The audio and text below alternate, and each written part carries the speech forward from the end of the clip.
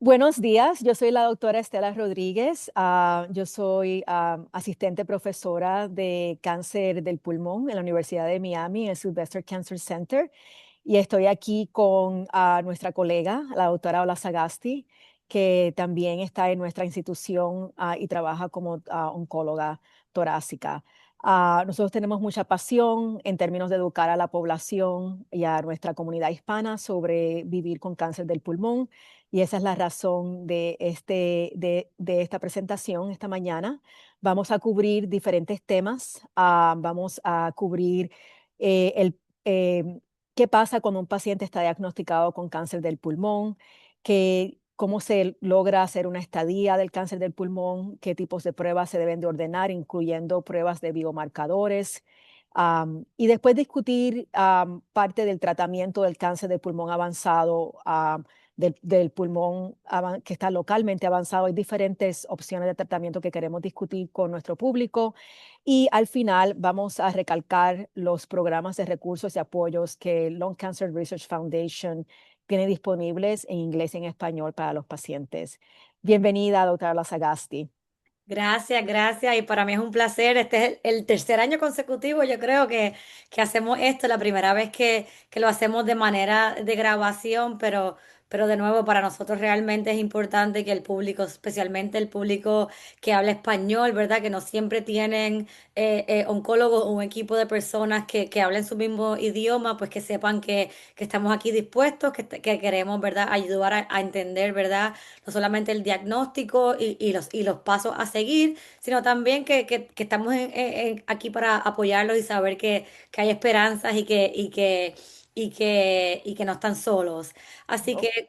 que hablemos un poco del diagnóstico del cáncer de pulmón, ¿verdad? Muchas veces cuando las personas llegan a nuestra clínica o nuestra oficina como médicos oncólogos, puede que lleguen de dos maneras diferentes, pero usualmente siempre van a llegar ya con el diagnóstico de cáncer de pulmón.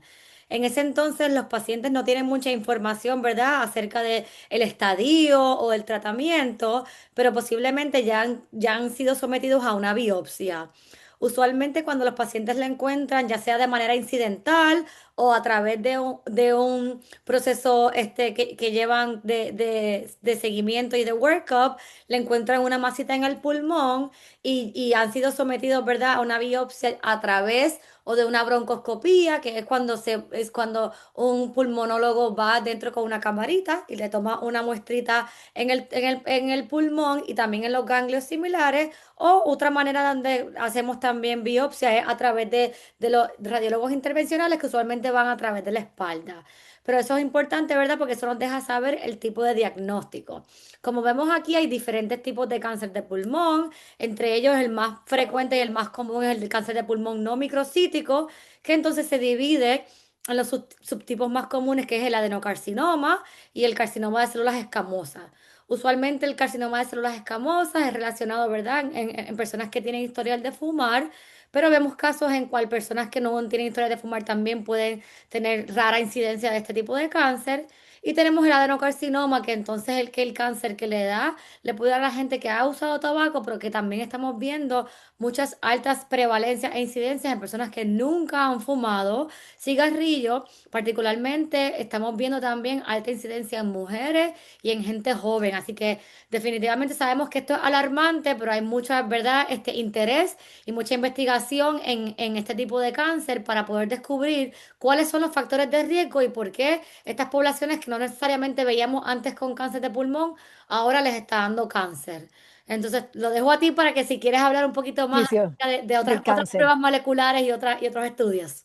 Gracias, pues gracias por explicarnos la diferencia entre estos grupos grandes de cáncer del pulmón de células pequeñas y cáncer del pulmón de células no pequeñas. Como mencionaste, el grupo de pacientes con células no pequeñas es el grupo más común. Casi un 80%, 85% de todos los cánceres van a presentar con estas células no pequeñas. Estos sí han sido el grupo de pacientes, especialmente los que tienen adenocarcinoma, donde tenemos más mutaciones y podemos diagnosticar grupos, no que solo cómo se ve el cáncer en el microscopio, pero como molecularmente el DNA, qué causó ese cáncer. Y eso ha revolucionado el tratamiento. Y bien importante que esta información se colecte desde el principio, porque los pacientes que tienen estos marcadores pueden tener acceso a tratamientos dirigidos que son más efectivos. Y tenemos mucha data de que muchos de estos tratamientos funcionan más rápido, causan menos síntomas para los pacientes. Muchos de estos tratamientos son también más fáciles porque son pastillas. Entonces, cuando el paciente presenta, como mencionaste, presentan con una biopsia y es importante tener una biopsia porque esta parte de los biomarcadores, que son esta investigación genética de qué causó el tumor, hay que hacerla en un tejido del tumor, pero también tenemos una oportunidad de hacer esa evaluación en la sangre y es una cosa que le llaman una biopsia líquida, que es básicamente coleccionar un tubo de sangre que se manda a un laboratorio. Ellos encuentran ahí DNA de tumor y hacen una secuencia del DNA que está presente y así podemos detectar en un grupo de pacientes la información genética en la sangre sin tener que hacer biopsias. Pero es bien importante siempre tener una biopsia porque esta detección en la sangre no es 100%. Entonces hay pacientes que tienen una mutación importante y la sangre no encuentra esa mutación. Entonces pues tenemos que tener, nosotros en nuestro centro hacemos a la misma vez la biopsia. Mandamos esa evaluación que puede tomar hasta un mes en algunos casos en tener todo ese resultado y hacemos la prueba de la sangre, la biopsia líquida, que puede tomar de 7 a 10 días. Entonces, estas dos partes de información nos ayuda a tener estos resultados temprano. ¿Y por qué esto es importante? Porque hoy los pacientes que tienen células que no son pequeñas, cae una tercera de los pacientes, yo le digo a los pacientes, van a caer en este grupo de mutaciones que tienen algo dirigido, que podemos encontrar un biomarcador. Y es importante detectar eso temprano para que ellos empiecen ese tratamiento.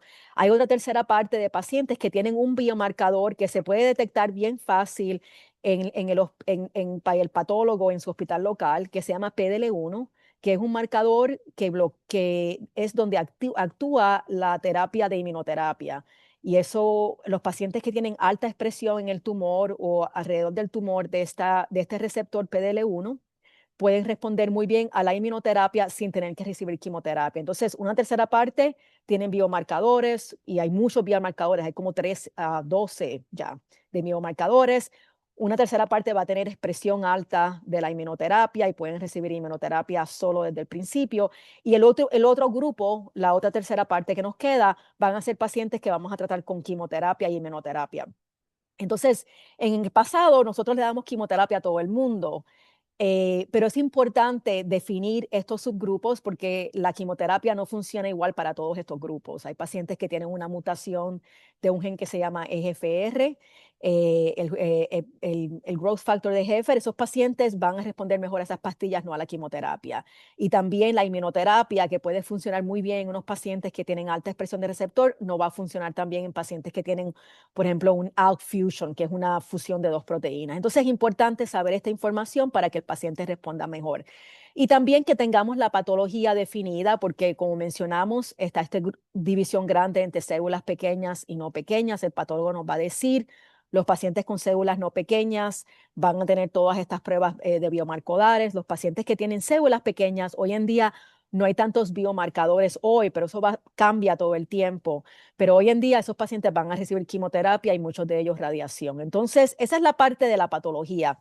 La segunda parte que queríamos cubrir es la estadía del paciente, porque nosotros sabemos hoy en día, como no tenemos, y podemos hablar de eso, toda la saga, así como no tenemos buena manera de hacer escaneo, screening del cáncer del pulmón, la mayoría de los pacientes presentan con cáncer avanzado, que es estadia 4. Estos son Ok. pacientes que cuando presentan tienen cáncer fuera del pulmón o en el otro pulmón y el cirujano no puede hacer una cirugía que quita todo. Entonces, a esos pacientes les va a hacer falta un tratamiento sistémico que va por todo el cuerpo, que puede venir en la manera de quimioterapia, inmunoterapia o estas terapias dirigidas. Pero también tenemos estos casos que nosotros discutimos como grupo, porque hay pacientes que tienen cáncer localizado al pulmón, pero está avanzado en términos que no solo incluye un lóbulo del pulmón, pero también incluye los ganglios en el mediastinum. Esos pacientes tienen alto riesgo de progresión Y esos pacientes también le ofrecemos en conjunto una oferta multidisciplinaria de tratamiento que puede incluir quimioterapia, inmunoterapia, puede incluir radiación, puede incluir cirugía. Entonces, esos grupos de estadia 3 son esos que tienen estos cánceres que están localmente avanzados. Y entonces está el grupo de estadia 1 y 2, que son cánceres que están localizados a una parte del pulmón donde el cirujano puede remover este tumor. Y es importante para todas estas estadías entender la parte del biomarcador, porque eso también en tumores que están empezando a entender esta información nos abre opciones de tratamientos adyuvantes después de la cirugía que pueden prevenir la recurrencia. Y tenemos data, por ejemplo, para dos mutaciones específicas, EGFR y ALK Fusion, que hay pastillas para estas mutaciones que se pueden empezar después de la cirugía, no solo para cáncer metastático. Entonces, doctor Lasagasti, Sí, cuando el paciente, ¿cuánto tiempo toma este proceso del diagnóstico del paciente? sí. ¿Cuánto tiempo demora el diagnóstico? ¿Cuál es la importancia del el equipo multidisciplinario para estos Claro, pacientes? y gracias por preguntar, porque eso es algo que yo quería comentar, es algo que vemos, ¿verdad?, en nuestra práctica, cuando los pacientes llegan, ¿verdad?, con mucha carga emocional y física, porque tienen un diagnóstico de cáncer de pulmón y llegan realmente esperando o teniendo las esperanzas de tener un plan de acción ahí. Y hay veces que pues es un poquito, decepcionante para los pacientes decirle como que tenemos que realmente sentarnos un momentito, tomar una pausa porque queremos hacer todos estos estudios. Y yo siempre les digo, yo sé, ¿verdad? Y sabemos, estamos todos en la misma página que tenemos que movernos rápidamente, pero es tan y tan y tan importante tener toda la información porque le queremos dar el mejor tratamiento, el tratamiento más personalizado para usted. En el pasado, el cáncer de pulmón realmente hace años y décadas atrás era básicamente una sentencia de muerte y gracias a Dios ya no lo es, pero como la ciencia ha avanzado, hay muchos descubrimientos que se han hecho y tener toda esa información y esas clasificaciones y las características es muy, muy importante. Así que, por ejemplo, en lo que los pacientes llegan a nosotros con una biopsia y un diagnóstico de cáncer, a que comencemos tratamiento, puede pasar, ¿verdad?, entre 3 a 4 semanas. Es ideal que no pase mucho tiempo porque de nuevo queremos asegurarnos que, sobre todo si el paciente es candidato para cirugía, que nos movamos rápido, pero pues sabemos que todas esas cosas son importantes.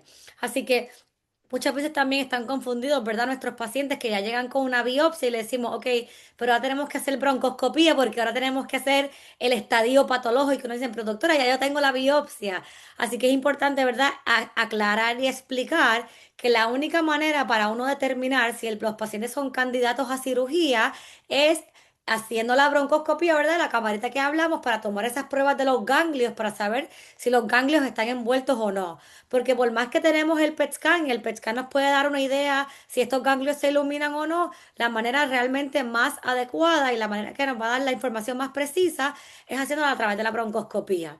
Entonces, en lo que vamos enviando a los pacientes a ese procedimiento, vamos haciendo la prueba de la sangre que tú hablaste, la Mari, de la prueba molecular.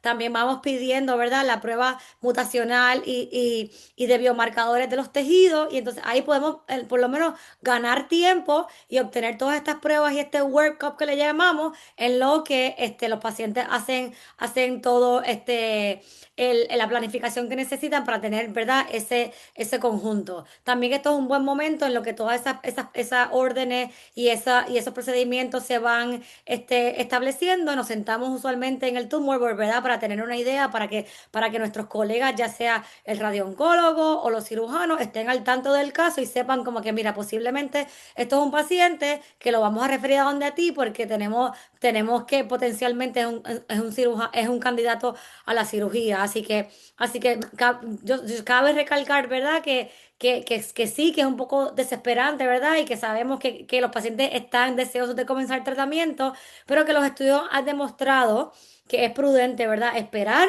y tener toda la información para entonces dar el tratamiento más adecuado y el tratamiento más personalizado para cada paciente individual. Y sabemos que hay veces, ¿verdad?, que los pacientes dicen, ay, pero mi prima o la abuela de mi tío le dieron inmunoterapia o le dieron una pastilla o le hicieron cirugía, pero de nuevo, no todos los cánceres se tratan igual y por eso es que hay que tener, ¿verdad?, una conversación abierta entre nosotros, entre el equipo, con los médicos oncólogos, con los cirujanos humanos, con lo de radiación, e inclusive en aquellos pacientes que tienen muchos síntomas o mucha lo que le llamamos la carga tumoral, que tienen falta de aire, que necesitan oxígeno, pues son pacientes que también involucramos el sistema de cuidado paliativo, ¿verdad? Para poder tratar de uno, manejar, ¿verdad? Todos los síntomas en conjunto, porque tratamos de mirar al paciente como un paciente holístico y no solamente manejar el cáncer, sino manejar la persona y los síntomas como tal. No, gracias por mencionar eso, porque esa contribución del grupo paliativo es bien importante en cáncer del pulmón, en la, en la jornada del paciente que empieza con muchos síntomas respiratorios y algunos pacientes tienen dolor y a veces requiere tener especialistas en manejar estos síntomas, incluyendo nutricionistas, doctores que son paliativos, que están especializados en manejar el dolor. Doctora Lasalle, te quería preguntar, ¿cuándo es prudente para los pacientes buscar una segunda opinión y preguntar sobre ensayos clínicos? Sí, realmente yo personalmente siempre les digo a los pacientes que si eso es algo que ellos desean, yo siempre estoy, ¿verdad?, de acuerdo y los motivo. Yo creo que en el diagnóstico o inclusive en cuanto, mientras estamos haciendo todos estos procesos y todas estas investigaciones, es un buen momento, ¿verdad? Si usted desea tener una segunda opinión, ya sea localmente o en otra institución, en otro estado o en otro lugar, que ir moviéndose, ¿verdad? Siempre es algo que estamos nosotros en apoyo, los pacientes se tienen que sentir cómodos con su equipo de oncología. Uno no quiere forzarle tratamiento, uno no quiere tampoco tener que hacerles sentir a ellos que tienen que hacer algo que está realmente en contra de sus deseos. Así que siempre tener una conversación abierta. No se preocupe por ofender a su oncólogo o a su equipo de cuidado. Usted tiene que saber que usted es el paciente y realmente tiene que ser su mejor advocador. Esa es una palabra, no Sí, sé, sí, sí. pero luchar por sí mismo, así que diría que realmente, pues, mientras estás esperando, ¿verdad? Para estas pruebas moleculares, para ese estadio patológico, es un buen momento para uno pedir una segunda opinión, porque tampoco queremos, ¿verdad?, esperar y atrasar mucho el tratamiento. Así que es algo que usted puede ir entonces pidiendo esa segunda opinión mientras todo se va procesando y todo entonces está cocinándose, como yo le digo a mis pacientes. Sí, yo diría que muchos de mis pacientes han tenido buenas experiencias con segundas opiniones, especialmente si no había toda la información que necesitaban o tenían preguntas que no se contestaron. Muchos pacientes usan eso después de que empezaron el tratamiento, no todos lo hacen al principio, pero sí es importante hablar de ensayos clínicos desde el principio, porque hay ensayos clínicos para todas las estadías de cáncer del pulmón, para pacientes que presentan con estadías tempranas, para pacientes que están empezando el tratamiento. Hay tratamientos nuevos todo el tiempo que están redefiniendo las opciones y buscando opciones que tienen menos síntomas. Y si nosotros como una comunidad no ponemos pacientes en estos estudios y nuestros pacientes latinos no participan, nunca aprendemos de cómo estas medicinas nos pueden beneficiar a nuestra comunidad y al paciente. Y en ese campo quería hablar un poco de los ensayos clínicos, porque hay mucha misconcepción que los ensayos clínicos son todos experimentos y que los pacientes reciben placebo, que son medicinas que no tienen nada activo, am, que los pacientes son conejitos de, no sé, Conejito de India, ¿qué le de dice? India, le dicen. Pero hay diferentes estudios. Hay estudios clínicos que son de estadía uno, que son nuevas drogas que en verdad estamos tratando de desarrollar en el laboratorio. Nosotros tenemos un centro grande de fase uno, que son estas nuevas drogas. Muchas de estas drogas que se estudian son las drogas que van a encontrar las respuestas para el futuro, pero muchos de estos pacientes están recibiendo medicinas que en el futuro, que nos enteramos que no van a funcionar o nos enteramos que la dosis que estábamos empezando es muy pequeña. Entonces son para pacientes que ya han pasado por otros tratamientos y no tienen muchas opciones, esos pacientes son candidatos para estos estudios de fase uno, entendiendo que son preguntas científicas y no una garantía. Los estudios que son más garantías son los estudios de fase 2 y fase 3. En un estudio de fase 2, todos los pacientes reciben una medicina que ya un grupo de pacientes recibieron y vimos que hay una dosis que es una dosis adecuada, que no causa mucha toxicidad al paciente. Y queremos ver cuán bien funciona esto en un grupo más grande. Todos los pacientes en fase 2 reciben la medicina activa, no están randomizados a placebo. Entonces, esto es una buena oportunidad para pacientes también que han progresado, que quieren buscar opciones, especialmente si tienen unas mutaciones nuevas que se puede encontrar estudios clínicos. ¿Y dónde se encuentran estos estudios clínicos? Hay un database, hay un centro de data global en los Estados Unidos e internacional que se llama clinicaltrials.gov. Y todos los estudios de los Estados Unidos tienen que estar registrados por ley en este centro de data, de colección de data. Uno puede, como paciente, como familiar, puede entrar a este programa y escribir, quiero un estudio para un paciente de estadia 4 que tiene esta mutación ALK, esta fusión ALK, y lo quiero en Florida. Y te va a decir una lista de estudios que están abiertos en tu zona.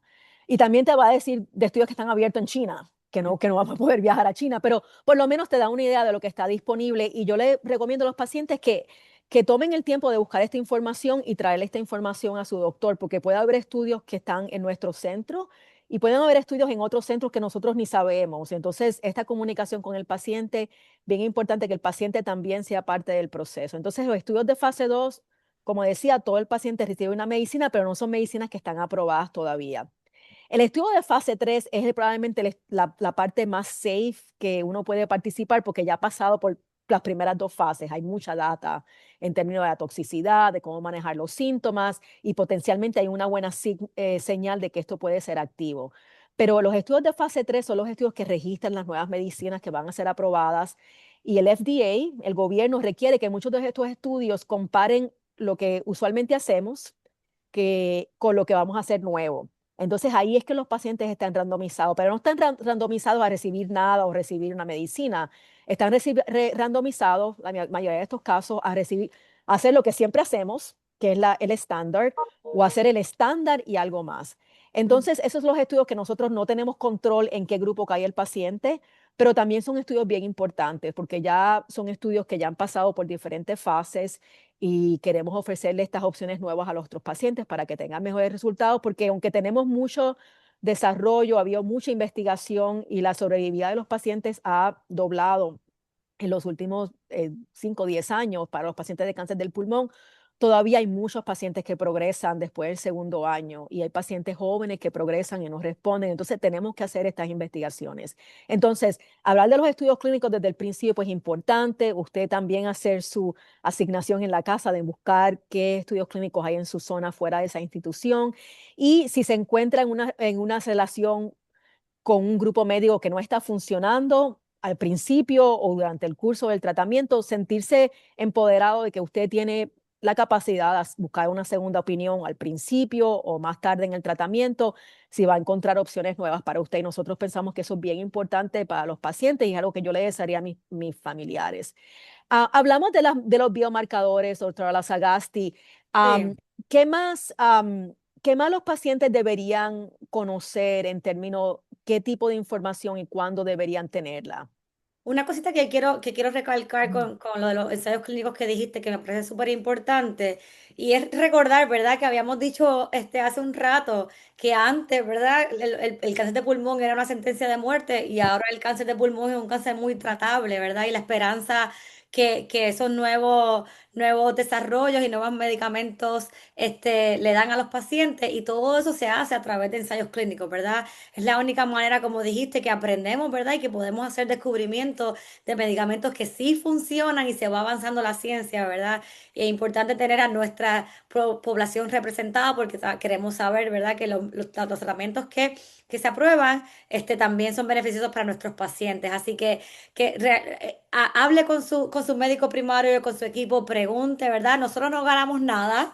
Nosotros, si podemos, si tenemos un paciente o 100 pacientes dentro de los ensayos clínicos, no recibimos más o menos dinero, simplemente es algo que lo queremos hacer por el beneficio, ¿verdad?, de la ciencia, de nuestros pacientes y del futuro del cáncer de pulmón. Así que usted siempre puede preguntar y no solamente esto se puede, ¿verdad?, considerar al principio durante el diagnóstico, pero como dijo la doctora Rodríguez, también si cuando el cáncer lamentablemente progresa, se puede seguir explorando. Similarmente con los biomarcadores, no es una sola vez que se lo vamos a hacer al principio y durante el diagnóstico, pero posiblemente si recibe tratamiento y eventualmente el cáncer va progresando, el cáncer crece o deja de funcionar en algún momento o sale cáncer en un lugar nuevo, es muy posible que los médicos, el oncólogo y el equipo le va a recomendar repetir posiblemente la biopsia, ya sea a través del tejido y también la biopsia líquida para poder entender si la mutación que tenía antes sigue siendo la misma o en ocasiones se transforma en unas mutaciones diferentes que nos dan entonces más información no solamente para posibilidades de medicamentos que podamos usar para tratar de ese cáncer, pero también para entender, ¿verdad?, el comportamiento y las características. Muchas veces lo que queremos hacer es entender el comportamiento, el mecanismo, ¿verdad?, de lo que le llamamos resistencia, de por qué dejó de funcionar y para poder entonces proveerle, ¿verdad?, otras opciones de tratamiento a nuestros pacientes.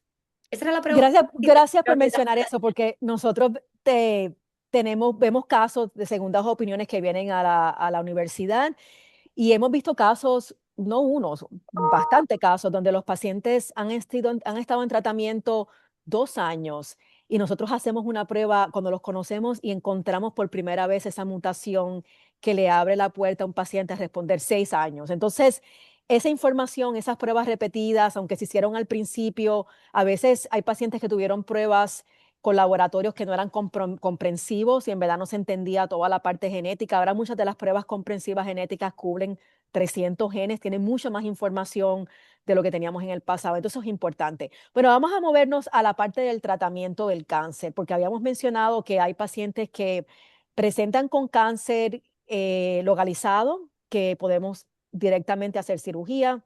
Vamos a concentrarnos en estos pacientes que son un grupo más pequeño, pero un grupo bien complejo, porque hay muchas opciones hoy para estos pacientes que tienen cáncer localmente avanzado. Esto significa que tienen un tumor y tienen también envuelto o dos lesiones en el pulmón o tienen también lesiones en el mediastinum. Y eso sugiere que este cáncer tiene alto riesgo a progresar.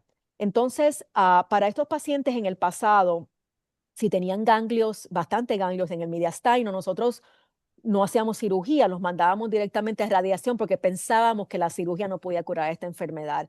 Y lo que ha cambiado en los últimos 5 o 6 años es que moviendo la inmunoterapia como una opción de tratamiento para estos pacientes antes de la cirugía, hemos visto que muchos de estos casos que en el pasado pensábamos que no se podía hacer cirugía, ahora se puede hacer cirugía porque el mediastinum, los ganglios empiezan a responder.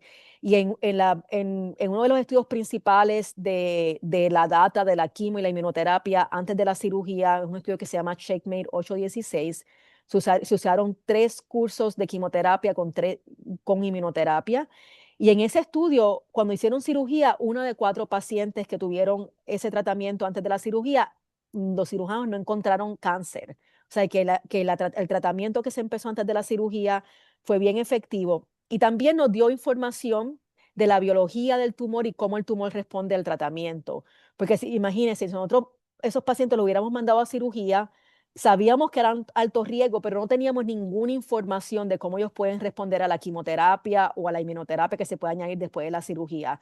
Ahora, cuando estábamos viendo estos tratamientos antes de la cirugía, tenemos más prueba de cuán sensitivo es el tumor al tratamiento que tenemos y también eso nos da una oportunidad a quizás cambiar el tratamiento después de la cirugía y eso es algo que se ha hecho por muchos años en cáncer de mama y es algo nuevo para cáncer del pulmón.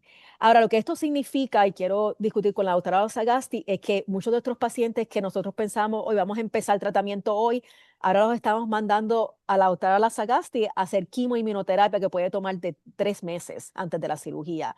Entonces, explícanos un poco, Coral, cómo es esta conversación, cómo se hace esta decisión, cuál es el paciente adecuado para esperar esos 3 meses antes de la cirugía. Sí, claro, pues de nuevo, cuando los pacientes vienen aquí, ¿verdad? Ya en este punto ya hemos tenido posiblemente la discusión en nuestro grupo de lo que le llamamos los tumor board y ya tuvimos la discusión, ¿verdad? Con el cirujano cardiotorácico para el paciente, para decidir que el paciente es un buen candidato, ¿verdad? Para lo que le llamamos neoadjuvante o antes de la cirugía. Y entonces aquí lo hablamos con el paciente, ¿verdad? Le explicamos, ¿verdad? que el paciente va a necesitar tener de 3 a 4 rondas de quimioterapia con inmunoterapia, como dijo la doctora Rodríguez. Son básicamente cada ronda dura 21 días. Vamos a poner que hipotéticamente el paciente comienza un lunes, ese día recibe los 3 medicamentos, son 2 quimioterapias y un agente de inmunoterapia. Y luego de 21 días, ¿verdad? Se repite la segunda ronda y se hace eso de 3 a 4 veces dependiendo cuál régimen se utilice. Después de esto, ¿verdad? Los pacientes van a recibir otras imágenes, otros estudios para ver radiográficamente cómo el cáncer ha ido respondiendo al tratamiento y entonces volvemos a tener la discusión con el cirujano para llevar el paciente directamente a la sala de cirugía. Lo que es bueno, como dijo la doctora Rodríguez, es que esto no solamente nos da tiempo y le da tiempo al equipo quirúrgico, ¿verdad? A planear la cirugía, también nuestros cirujanos están enviando a los pacientes a terapia preoperativa con rehabilitación y entonces el paciente también al estar recibiendo quimioterapia e inmunoterapia, el cáncer, ¿verdad? Idealmente disminuye en tamaño, haciendo la cirugía un poquito menos invasiva y teniendo un poco menos riesgo. O sea, ese es ¿verdad? Lo que queremos intentar hacer. Usualmente es algo que los pacientes responden muy bien. Siempre, ¿verdad? La preocupación es y lo que queremos lograr es que los pacientes lleguen últimamente a la cirugía, ¿verdad? Que no suceda nada entre medio, que te cierre, ¿verdad? La ventana de poder hacer cirugía, pero en nuestra institución sobre 90% de los pacientes son eventualmente candidatos a la cirugía y podemos conocer luego la cirugía que remueven ya sea un lóbulo del pulmón o un pedazo del pulmón, bajo el microscopio podemos saber cuánta respuesta patológica existe. Ya sea si hay respuesta patológica completa, significa que cuando el cirujano remueve ese pedazo de tumor, el tumor está todo muerto y no hay ningún tumor viable, ¿verdad? Y eso es en el mejor de los casos lo que queremos alcanzar, pero también tenemos respuesta patológica mayor, que es que 90% del tumor está ya tratado, que ha desaparecido y solamente queda un 10% viable. Y de nuevo, estas características nos ayudan, ¿verdad?, a poder entender cuáles son, ¿verdad?, los chances de sobrevivencia a largo plazo y también cuán agresivos debemos o no ser después de la cirugía en cuanto al tratamiento adjuvante, que significa luego de la cirugía. So, lo que le llamamos en inglés, esto es ¿verdad?, el manejo del sándwich, porque muchas veces tenemos primero el neoadjuvante, que es antes, que es el pan. Luego tenemos el jamón y el queso, que es la cirugía, y después tenemos la otra tapita del pan, que entonces es el tratamiento adjuvante, ¿verdad? Para recapitular y para tratar de prevenir o minimizar cualquier chance de que ese cáncer regrese y tomar, ¿verdad?, las células pequeñitas que se llaman micrometástasis, poder atacar todas esas células pequeñitas que no necesariamente vemos en las imágenes. Am, Te quería preguntar, doctora Lazagasti, ¿cuánto dura esta terapia después de la cirugía y cuándo uno hace pruebas de los biomarcadores en pacientes que tienen estadía avanzada, localmente avanzada?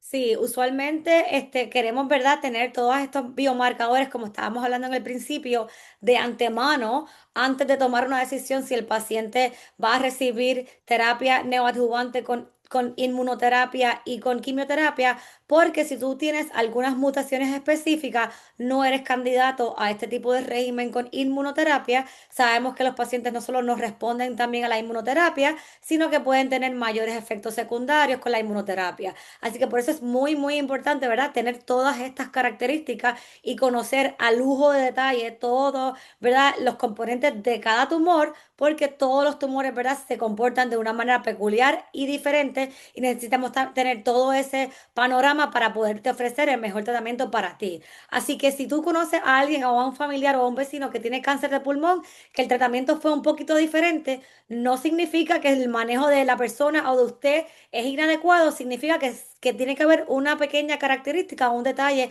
que lo hace diferente y entonces el manejo cambia por completo. Así que, de nuevo, para recapitular, al tener todas esas pruebas moleculares, si usted no tiene ninguna de las pruebas moleculares principales que son la EGFR, la ALK, la MET, entonces posiblemente es candidato para esta terapia neoadjuvante de quimioterapia e inmunoterapia. Los 3 a 4 ciclos duran aproximadamente como 3 a 3 meses por ahí, 3 a 4 meses. Luego los pacientes hacen la cirugía. Luego la cirugía, ¿verdad? Queremos que los pacientes se rehabiliten, que vayan a un proceso de rehabilitación, que se pongan fuertes y queremos comenzar de nuevo con la terapia adjuvante, significa la tapita del pan, después de la cirugía en un periodo de no más de 6 semanas. Así que dentro de esas 6 semanas es el periodo que queremos saber que usted está, ¿verdad?, sanando apropiadamente, pero también queremos comenzar ese tratamiento adjuvante de la inmunoterapia solita. Ya en este punto no tendremos a utilizar más quimioterapia, sino que utilizamos la inmunoterapia solita cada ciertas semanas por un periodo aproximadamente de un año. Te quería preguntar, mencionaste estas dos mutaciones específicas, EGFR y ALK.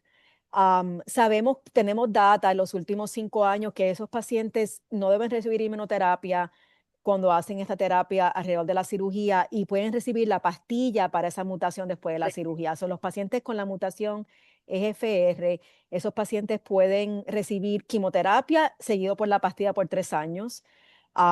Y los pacientes con ALK tienen data para recibir esa pastilla para ALK que se llama Lectinib por 2 años después de la cirugía. Y vamos a ver en el futuro otras mutaciones que van a tener opciones en esta estadía de pacientes que tienen cirugía. Ahora vamos a hablar de los pacientes que no pueden tener cirugía. Y eso van a ser, para mí, pacientes que el cirujano nos dice que no pueden tener cirugía. Yo siempre le digo a mis pacientes, el no tener cirugía quiere decir que un cirujano te evaluó, no quiere decir que Claro, el oncólogo dijo, que el pulmonólogo dijo. El cirujano que hace la cirugía dijo que él vio tu data, vio tu caso, vio tu función pulmonar, vio localización del tumor y pensó que era difícil hacer una cirugía que iba a ser curativa, aunque hubieran hecho la quimioterapia antes de la cirugía o la inmunoterapia. Hay un grupo de pacientes que ahora es más pequeños que sí todos nos reunimos y decimos, este tumor es muy grande, este tumor, aunque se achique con la terapia neoadyuvante antes de la cirugía, este tumor va a ser difícil para el cirujano sacar porque está ahí en el medio, al lado del corazón, envolviendo la vascularidad, va a ser bien complicado o va a ser una cirugía tan grande que este paciente no la va a poder tolerar, va a terminar en oxígeno. Entonces, esas decisiones hay que tomarlas juntas. claro. Y lo que el cirujano nos dice es bien importante y buscar un cirujano que tiene experiencia, porque en centros hay diferentes centros y diferentes especializaciones en el país. Por ejemplo, nosotros vivimos aquí en la zona de South Florida, en Miami, uno puede conseguir cirujanos que solo hacen cirugía torácica. Eso es lo que hacen todos los días, eso fue lo que entrenaron, son expertos en esta cirugía robótica, tienen buenos resultados porque lo han hecho por mucho tiempo y se van a hacer de una manera no tan invasiva. Los pacientes se van a la casa en 1 o 2 días, la mayoría de esos pacientes. Pero no puede estar en un centro en el país rural donde el cirujano que hace cirugía del pulmón, hace cirugía del corazón, hace cirugía del colon, hace cirugía de la vesícula. O sea que hay diferentes tipos de cirujanos. Correcto. Entonces sí les recomiendo que si tiene acceso a un cirujano torácico que tiene experiencia, eso obviamente, como todo, va a dar mejores resultados. Ahora, para esos pacientes que no pueden tener cirugía, ya pasamos ese proceso, le preguntamos a los cirujanos, hablamos con el pulmonólogo, esto no se puede hacer. A esos pacientes no quiere decir que no podamos curarlo. Hay una cura con radiación y es importante hablar, tenerles radiólogo como parte de este equipo para la terapia localmente avanzada. Estos pacientes, nosotros, después que hacemos esta evaluación, decidimos que tenemos que hacer, no podemos hacer cirugía, se reúnen con el radiólogo y el radiólogo va a hacer un plan dónde está el tumor y que nos pintar dónde está el tumor y puede hacer una dosis de radiación que se llama, que es alta, que puede matar ese tumor de la misma manera y erradicarlo de la misma manera que se hubiera hecho una cirugía. Esos pacientes tienen que hacer esta radiación que es alta cerca del corazón en dosis pequeñas diarias. Eso puede tomar hasta 6, 7 semanas, que es bien difícil para las familias guiar a un paciente todos los días para una radiación que toma 10 minutos, pero es la única manera de hacer una dosis tan alta en el pulmón. Hay radiaciones más cortas para casos diferentes, para casos que el tumor es bien periferal y se puede curar con una dosis quizás de 5 días o de un día. Pero para estos tumores grandes, envolviendo el mediastinum, la radiación es larga y tiene que ser con un radiólogo oncólogo. Y a esos casos, añadiendo la quimioterapia a la radiación, se puede hacer semanal o cada 3 semanas, eso hace que la radiación funcione mejor. Entonces, hay data que estos pacientes que no pueden tener cirugía, que todavía tienen el cáncer localizado del pulmón, pueden tener una opción curativa. Am, Eso es importante. Y también hace ya casi 10 años tenemos data de que pacientes que tuvieron esta radiación, como también pueden tener muchas recurrencias, si les añadimos la inmunoterapia después de la cirugía, ya tenemos data que los pacientes estos que pasan la radiación y tienen la mutación EGFR, si le añadimos la pastilla después de la radiación, estos pacientes también se pueden beneficiar. Porque estos pacientes técnicamente tienen un cáncer localmente avanzado que tiene alto riesgo de metástasis microscópicas en la sangre. Entonces, una terapia no solo de radiación bien intensa, pero una terapia bien adecuada e intensa de inmunoterapia o de terapia dirigida para ese tumor va a hacer que este paciente le vaya mejor con el tiempo, tenga menos recurrencia. Y hemos visto, obviamente, que este grupo difícil de pacientes que potencialmente no tienen cáncer curable, pero solo si se hace un tratamiento adecuado y agresivo desde el principio. Y yo le digo a muchos pacientes que empiezan esta jornada que sí son 6 semanas y hay síntomas relacionados a la radiación que pueden incluir cambios en la piel, porque es como una quemazón en la piel, o pueden tener irritación del esófago que les puede causar dolor cuando tragan al final del tratamiento. Y no, hay diferentes tipos de radiación. La doctora Sagasti trata pacientes con cáncer de la garganta y esos pacientes la radiación es diferente. Siempre tengo pacientes que me dicen, ay, yo no quiero esa radiación porque mi familiar le hicieron esa radiación y no podía tragar y fue horrible. Y la radiación del pulmón es un poquito, es en una zona diferente, es un poquito diferente la dosis también. No sé si puedes comentar un poco de eso, doctora Sagasti. Sí, absolutamente. Nosotros lo vemos, ¿verdad? En la clínica son regímenes bastante similar, pero en cuanto a síntomas y efectos secundarios, yo diría que la radiación del pulmón es mucho más, ¿verdad? Llevadera, y lo digo dentro con las comillas, porque obviamente ningún tratamiento es ideal y todo tiene sus efectos secundarios, pero en cuanto vemos los pacientes, como mencionó la doctora, lo más frecuente, ¿verdad? Es esa irritación, esa quemazón, ¿verdad? En el pecho y dificultad para tragar. Pero en cuanto a los síntomas son bastante manejables, ¿verdad? En los pacientes de cabeza y cuello, porque la radiación es un poquito más alta y conlleva más la parte superior del cuello, hay mucho más inflamación, mucho más lo que le llamamos mucositis, que toda la parte de la boca y la garganta se llena como de úlceras y de como unos granitos muy dolorosos. Y estos pacientes tienden a tener alta incidencia de necesitar un tubo gástrico para alimentarse. En cuanto a los pacientes míos que tienen cáncer de pulmón, que hacemos quimioterapia y radiación, ¿verdad? No he tenido ninguno que tengamos que hacer interrupción por el tratamiento o que realmente tengan unos síntomas severos en cuanto a dificultad para comer. Lo que importante es que ustedes se sientan muy cómodos con su equipo, ¿verdad? Y si tienen cualquier dificultad o cualquier necesidad, que los alerte, porque estamos a la disposición en este tipo de pacientes nuestros, sobre todo los míos que están tomando estas 6 semanas, ¿verdad? Intensas de quimioterapia y radiación todos los días. Si necesitan traer, ¿verdad? A la oficina para dar extra hidratación, ¿verdad? Un suerito por la vena para ayudarlo a hidratarse, o si necesitan medicamentos para el dolor para poder tragar, o también les damos enjuagues bucales que tienen unos componentes que tienen lidocaína y tienen unos ingredientes que le pueden adormecer un poquito. Y pues hay muchos diferentes tratamientos, ¿verdad? Que en inglés le llamamos supportive care o cuidado de soporte y de apoyo para poder ayudar a los pacientes durante este proceso. Sabemos, como dijo la doctora, que venir todos los días de lunes a viernes por 6 semanas es difícil, es cuesta arriba, pero el equipo va a estar muy pendiente. En este tipo de casos yo me gusta ver a mis pacientes una vez por semana, los días que reciben la quimioterapia, ¿verdad? Porque la radiación sería de lunes a viernes, la quimioterapia sería una vez por semana para uno hablar y discutir cualquier necesidad que tengan que tener.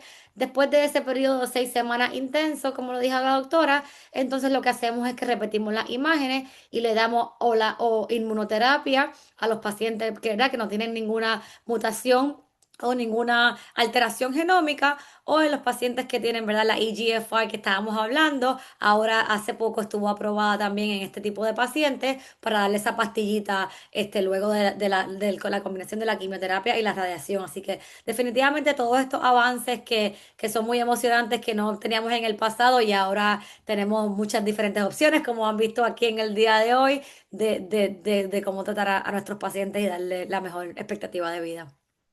Bueno, ahora nuestra la última parte, porque ya cubrimos bastante campo en términos del diagnóstico, de los biomarcadores, de las segundas opiniones, ensayos clínicos, la terapia para estos casos de cáncer localmente avanzado.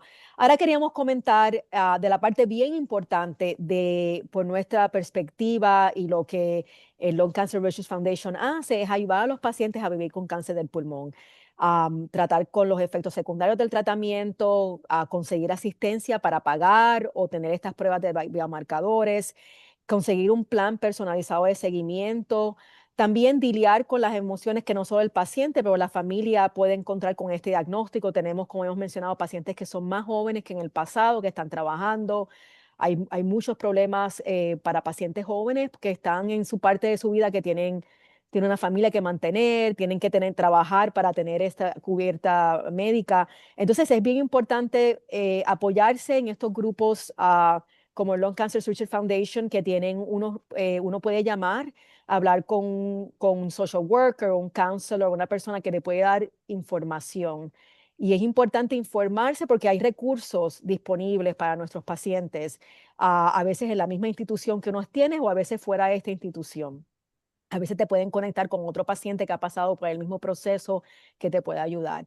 Pero también entender que esto de vivir con cáncer del pulmón obviamente no es fácil, pero también hacerlo solo es más imposible. Entonces, no solo el equipo médico puede contar, no solo de ese oncólogo que somos nosotras aquí, el radiólogo, el pulmonólogo, el cirujano que habíamos hablado, pero una parte bien importante de este equipo médico es la enfermera, la trabajadora social, la nutricionista, el psicólogo, todo este equipo de apoyo que está en el centro de cáncer y a veces fuera del centro de cáncer que su plan de salud puede pagar para que usted tenga asistencia, porque así su familia, si usted tiene más asistencia, su familia también le puede ayudar a usted mucho mejor a lidiar con esta enfermedad. La otra parte que quería discutir contigo, doctora Sagasti, es la estigma de cáncer del pulmón y cómo eso afecta a cómo los pacientes viven con cáncer del pulmón. Sí, para mí es, para nosotros, ¿verdad? Es súper importante remover esa estigma y esa culpa que tienen muchos de los pacientes de sentirse que son responsables de su diagnóstico, ¿verdad? Nosotros no culpamos a nadie, ¿verdad? Lo que uno hace o deja de hacer, todo tiene sus diferentes razones, ¿verdad? Y lo importante es estar aquí, apoyar a los pacientes que necesitan, saber que no tienen la culpa por lo que hicieron o dejaron de hacer y lo importante, ¿verdad? Es tomar las decisiones y moverse hacia adelante con la información que tenemos y esperando el mejor desenlace posible. Existen muchos grupos también de apoyo y algo que me gustaría hablar de los diferentes grupos ¿cómo se dice? Advocacy, De apoyo, de de apoyo. apoyo, los grupos de Ujú. apoyo, porque yo recuerdo, ¿verdad? Hablar con una de las sobrevivientes de cáncer, una muchachita joven que he creado una buena relación con ella y decir, ¿qué tú les recomiendas a los pacientes, ¿verdad? ¿Qué les recomiendas como en dónde se pueden sentir cómodos, ¿verdad? ¿Qué información pueden ir a buscar? Y ella me dijo, mira, de los mejores lugares que me han ayudado a mí a atravesar, ¿verdad? El diagnóstico, aparte de mi familia y mi equipo de trabajo, ha sido los grupos de Facebook, los grupos ¿verdad? Que uno los busca y uno se puede no solamente detallar las experiencias que has tenido, sino también de diferentes recursos que han tenido, que le han funcionado, inclusive como que, yo me tomo esta pastilla y tengo este efecto secundario, alguien tiene alguna información o algún tip, algún consejo de que hayan funcionado y por lo menos te sientes que tienes a gente, ¿verdad? En tu comunidad que está pasando por lo mismo que tú. Así que los exhorto a que los busquen, hay diferentes tipos de grupos, existe un grupo posiblemente particular para cada mutación, están los grupos de los EGFR Resistance, están los grupos de ALK, están los grupos que no tienen mutación, así que buscar realmente esos recursos para no solamente aprender más información, sino también como que tips aquí y allá pequeñitos y simplemente hacer la comunidad, porque es importante, ¿verdad? Rodearse de gente que también está pasando por lo mismo y saber que no están solos y saber cuáles recursos tienen en sus manos, aparte de verdad de los familiares y de nosotros, el equipo médico, que siempre estamos dispuestos a apoyarlos en la manera que nos sea posible. No, yo pienso que eso es muy importante, que estos grupos de apoyo existen no solo por estas organizaciones como el Lung Cancer Research Foundation, pero hay muchos grupos de apoyo que están organizados por los pacientes que tienen estas mutaciones, porque en verdad son enfermedades diferentes y están bien organizados. Algunos de estos grupos, yo tengo pacientes que se han conectado con pacientes en Londres, en otros países que tienen la misma mutación. Y también ellos te dan información de cómo pudieron conseguir recursos financieros para pagar muchas de estas medicinas que pueden ser bastante costosas.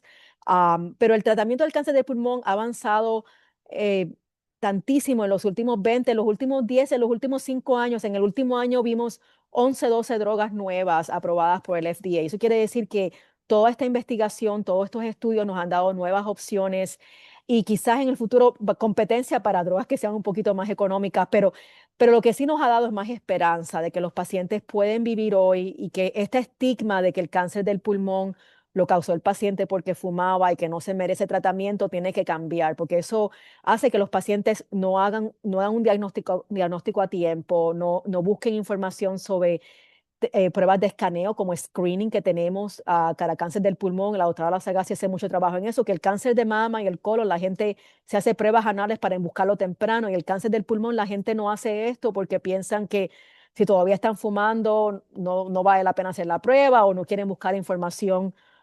Que no quieren lidiar con esa información y no hacen la prueba y en verdad puede salvarle la vida al paciente encontrar esto temprano. Entonces, el estigma afecta mucho al paciente, añade dolor a una enfermedad bien difícil, pero también hace que el paciente no presente tan temprano como debería presentar para nosotros hacer tratamientos mejores para el paciente. Entonces, quería enseñarles un poco de la información que existe con el Lung Cancer Research Foundation. Si ustedes van a Lung Cancer Research Foundation, lsrf.org, recursos, ahí va a haber mucha información que ha sido traducida en español, no es información del internet, que nadie la verificó. Esto es información que los doctores que son parte de este grupo, como nosotras, han leído esta información y saben que es información correcta. Yo pienso que una de las partes que hemos visto, doctora La Sagasti, que es difícil hoy en día es que hay tanta información. Ahora tenemos ChatGPT, tenemos todos estos recursos que uno puede escribir y tiene una respuesta, pero muchos de estos pacientes están buscando, la respuesta no es la respuesta adecuada para ti. Entonces sí quiero, y Dalcano, si quieres comentar en eso, doctora La Sagasti, cómo uno buscar información, dónde buscar información. Sí, claro, y es lo que tú dices, ¿verdad? Que sabemos, ¿verdad? Que la gente se desespera, que Google es un arma de doble fila, porque sí hay informaciones que buscamos para la vida cotidiana, pero yo exhortaría a la gente a buscar en estos websites, ¿verdad? Y en estas organizaciones sin fines de lucro que, como tú bien dices, han sido veteadas por médicos oncólogos y por gente que realmente tiene conocimiento. Hay que tener mucho cuidado y coger con pinzas lo que uno lee en el internet, lo que uno lee en ChatGPT, los consejos que te quiere dar todo el mundo acerca del veneno de alacrán y el turmeric y los beneficios de la berenjena, que no estamos descartando eso, pero en cuestiones de realmente tratamientos y en cuestiones de qué pasos a seguir y cuáles recursos obtener, que pensamos que recomendamos estos que han sido, ¿verdad?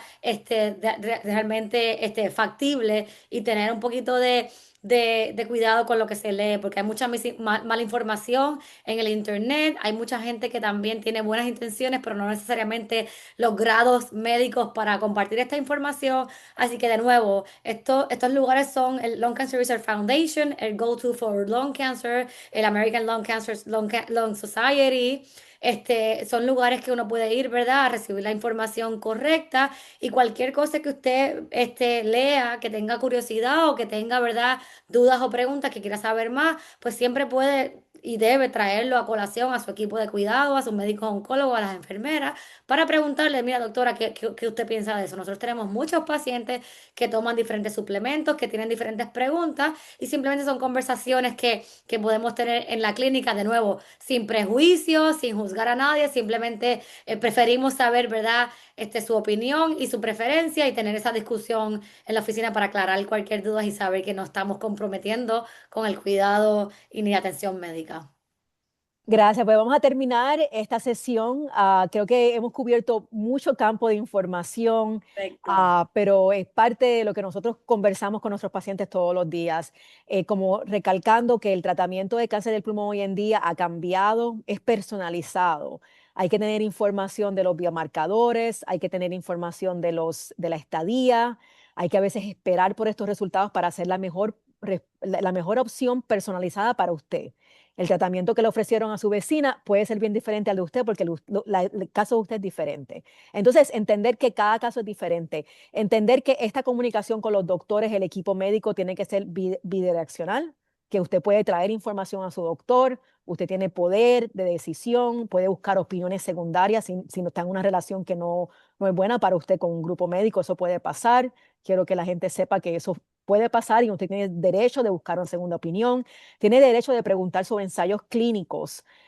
Y tiene derecho también de buscar opciones, cómo pagar esos ensayos clínicos, cómo pagar la transportación. Hay formas de hacer estas cosas. La mayoría de nuestros pacientes pueden conseguir estas medicinas.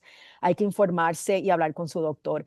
Entonces, esperanza. La doctora Sagasti termina con la esperanza. ¿Cómo estamos viendo los pacientes hoy en día? Sí, de nuevo, realmente trabajar en contra del cáncer de pulmón hoy en día es algo muy placentero porque vemos que los pacientes pueden vivir una larga vida, inclusive con cáncer avanzado, que tienen calidad de vida más, que nada y que pues que siempre hay esperanza, ¿verdad? Como dijimos, el año pasado se aprobaron 11 regímenes diferentes para el cáncer de pulmón, así que sigan participando en los ensayos clínicos, sigan teniendo la fe, ¿verdad? De que hay tratamiento, de que este es un cáncer tratable y de que tenemos fe y esperanza de que en el futuro sea altamente curable para todos, ¿verdad? Pero se puede vivir con esto, podemos manejar los efectos secundarios y siempre, siempre, ¿verdad? Lo último que se pierde es esa esperanza. Gracias, pues muchas gracias a Lung Cancer Research Foundation por invitarnos como oncólogas a hablar con nuestra comunidad y esperamos participar esto en el futuro. Gracias. Y bye, Gracias. gracias. Gracias. So I think we just leave. Thank you.